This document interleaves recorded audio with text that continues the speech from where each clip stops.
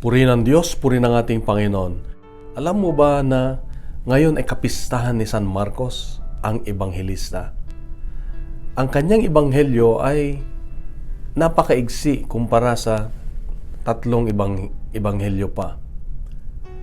Sinulat niya ito ng buong tapang na kahit may pag-uusig sa mga Kristiyano na ipinag-utos ni Emperador Nero noong taong 66 AD, ay matapang niyang isinulat dito. Wala siyang inintindi, kundi isulat ito upang ipakilala ang ating Panginoong Yesus bilang isang mawaing tagapagligtas. Maawaing tagapagligtas. Kaya ito rin ang ating paanyaya ng ating Panginoon sa atin na ipalaganap din natin ang mabuting balita. Ibahagi natin sa iba kung gaano kabuti ang Diyos. Simulan natin na ibahagi yung mga bagay na naramdaman natin at naranasan natin ang kabutihan ng Diyos sa ating buhay. Marami siyang mga ginawang himala sa ating buhay, mga pagpapala, mga biyaya, na yun ang magandang ibahagi natin upang makilala nila ang ating Panginoong Yesus.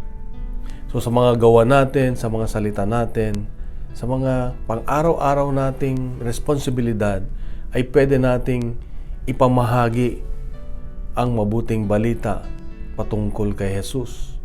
Pag nakikita sa atin ang bunga ng kabutihan ng Diyos, mayroon kang kapayapaan, marunong kang magpatawad, marunong kang umunawa, ikaw yung tagapamayapa, meron kang kagalakan sa kabila ng may mga pagsubok, ay nakapagbibigay ka ng pag-asa.